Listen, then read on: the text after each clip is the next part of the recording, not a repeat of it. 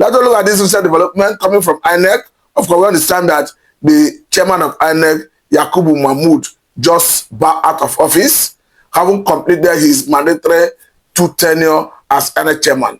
We understand that he's the first Inec chairman to have attained this feat, but as we have it, the constitution says once you serve for 2 consecutive terms, or whether not consecutive, once you serve for 2 terms, you are due to bow out of office. And as we have it, he has still handed over to the most senior INEC commissioner in the commission, and the person is a lady, of course, from Delta State, though born in Kano. I will bring you the news from Punch newspaper. It says, update, new acting INEC chairman takes over. You go further to say that a national commissioner at the Independent National Electoral Commission, May Abamuchi Mbu, has taken over as the acting chairman of the commission. This followed the former handover of duties by Professor Mahmoud Yakubu, who is proceeding on a terminal leave. The transition was announced during a stakeholders meeting with resident electoral commissioners held on Tuesday at the INEC headquarters in Abuja. Speaking at the meeting, Yakubu explained that he was stepping down in accordance with Section 306, subsections 1 and 2 of the 1999 Constitution as amended, in recognition of the significant challenges ahead and having had the honor of serving the commission for the past 10 years, with only a few weeks remaining in his tenure. At this point, let me quickly bring you up to speed with some credential and profile of the new acting chairman of Inec, so that let us get to know who she is. Of course, we understand that she's from Delta State, and as we have it, she was born in Kano. But as we have it, let me bring you up to speed with who she is. This is equally from Punch newspaper. It says, Abamuche Mbu is a seasoned legal expert with over 3 decades of professional experience. Her appointment marked a significant moment for Nigeria's electoral body as it continues efforts to strengthen democracy and ensure credible elections across the country. Here are key things to know about the new acting chairman. 1. Early life and background. Born in Kano but originally from Delta State, Abamuche Mbu's upbringing in northern Nigeria shaped her broad national outlook and commitment to unity. Her multicultural background reflects a blend of northern and southern influences that continue to guide her public service ethos.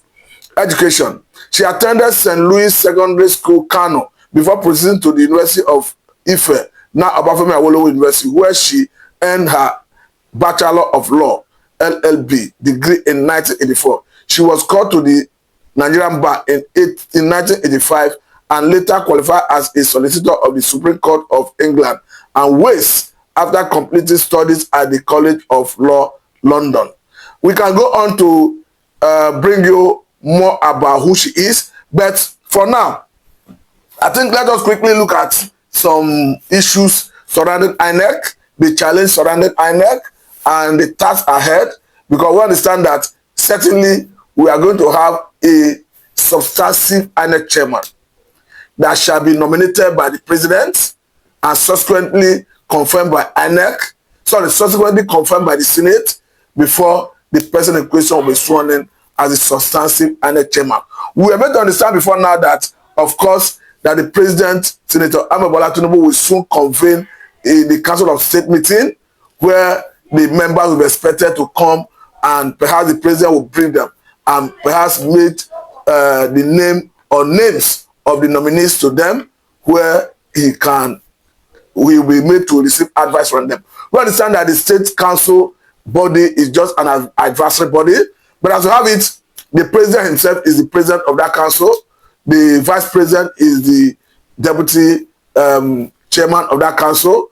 We have a situation where all the former head of state, all the former presidents are members.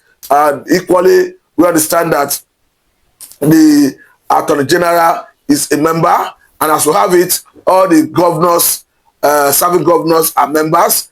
And the important thing to note here is that the role of the Council of State is just advisory.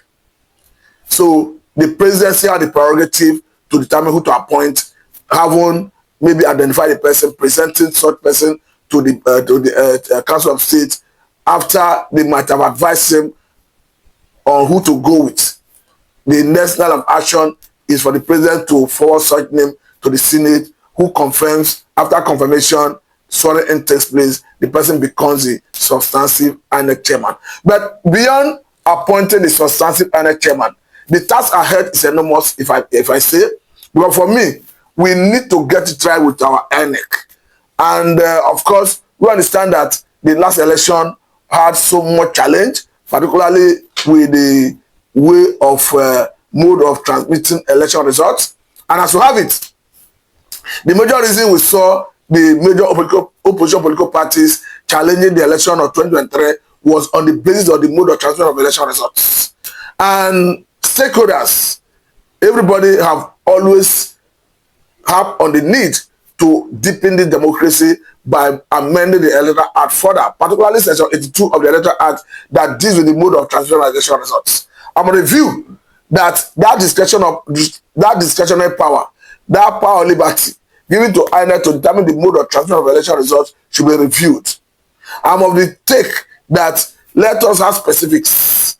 Let us use the Electoral Act to compel INEC that you must transmit election results electronically.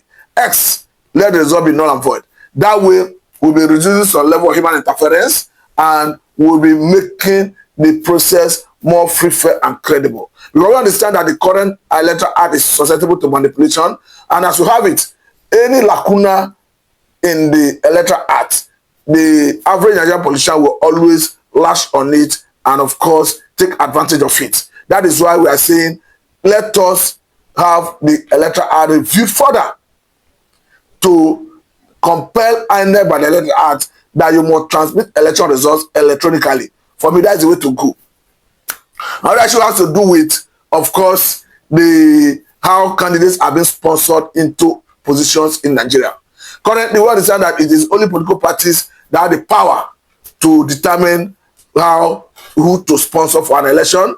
And I'm of the view that we should even review that by constitutional means, by allowing independent candidacy.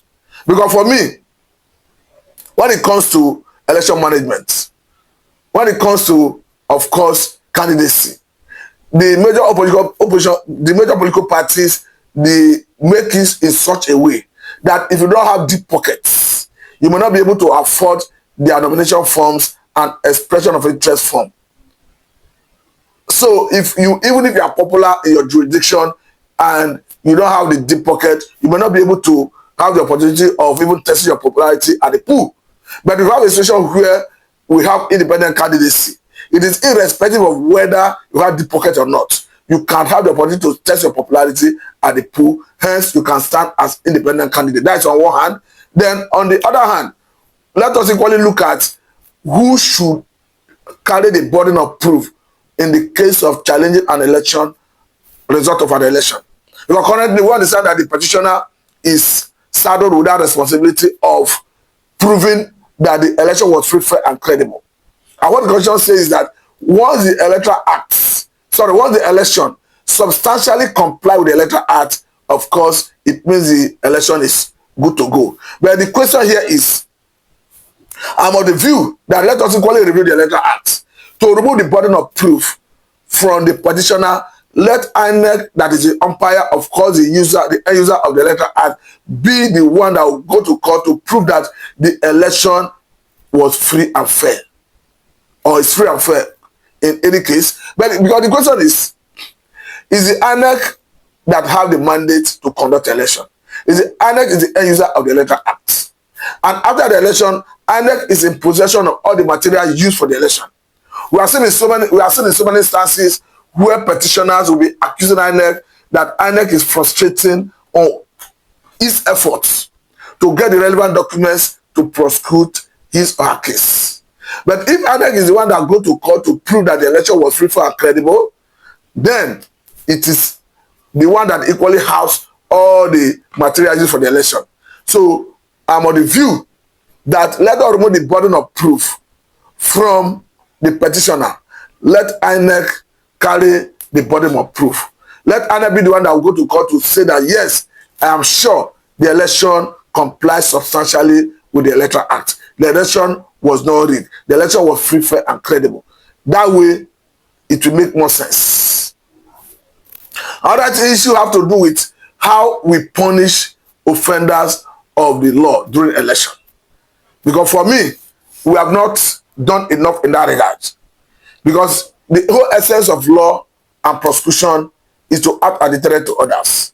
If people are apprehended during election, perhaps for vote buying, voter suppression, ballot stuffing, ballot slashing, whichever way, whichever one, it is an allegation, I understand, but let such person be made to pass through the whole circle of litigation, rather than in some cases getting a slap on the wrist and asking to go. For me, that will not deter people from going into electoral crime. If that is the most we do, just perhaps arresting people and someone somewhere with political influence will come and influence their release, I want to say that it is not going to help us deepen this democracy. There is much to discuss about this. But for now, I must say a very big thank you for your time. This is Live with Mr. Matu.